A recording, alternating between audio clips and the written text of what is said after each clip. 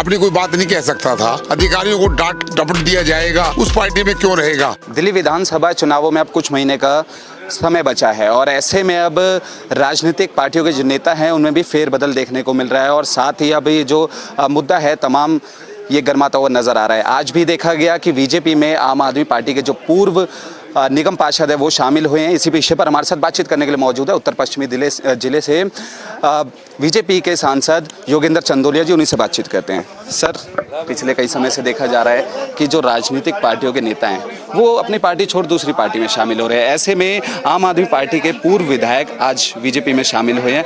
क्या कुछ कारण रहा, क्या उन्होंने आपको बताया? देखिए, उन्होंने रामनारायण भारद्वाज जी ने कहा है, वो नरेला जोन के चेयरमैन थे। उनका कहना है कि मैं वहाँ पर दबाव में काम कर रहा था, मुख्यमंत्री आतिशी हों या मुख्यमंत्री केजरीवाल हों और वहाँ के विधायक हों, उनको काम करने से रोका जाता था। वहाँ पर कोई आंतरिक अपनी कोई बात नहीं कह सकता था। तो उनको लगा कि मुझे नरेंद्र मोदी जी देश में अच्छा काम कर रहे हैं, तो बिना शर्त वो भारतीय जनता पार्टी में शामिल हुए हैं। वीरेंद्र सचदेवा जी ने उनको भारतीय जनता पार्टी में शामिल किया है।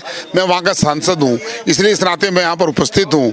और भारतीय जनता पार्टी लगातार अपने परिवार में इजाफा कर रही है और मुझे यकीनन मानना है कि दिल्ली के अंदर भारतीय जनता पार्टी फरवरी के अंदर सरकार बनाएगी। क्या कुछ दबाव बनाया जा रहा है?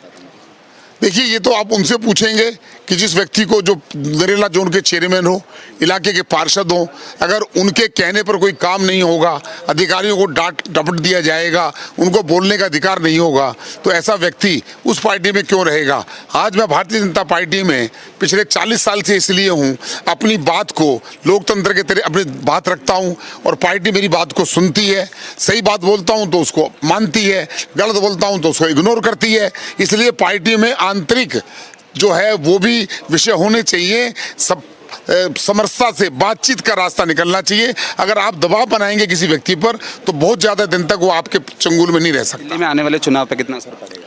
दिल्ली के आने वाले चुनाव के अंदर हमारे नरेला विधानसभा में निश्चित तौर पर फर्क पड़ेगा।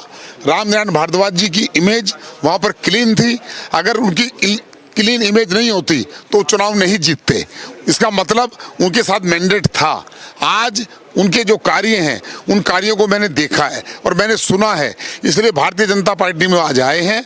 मैं ये कह सकता हूँ कि पूरी दिल्ली में तो फर्क पड़ेगा, लेकिन नरेला विधानसभा के अंदर आम आदमी पार्टी को हम ऐसी हालात पैदा कर देंगे जब अपने श्री मुख से जब वो बात बोलेंगे तो लोगों को सुनना पड़ेगा।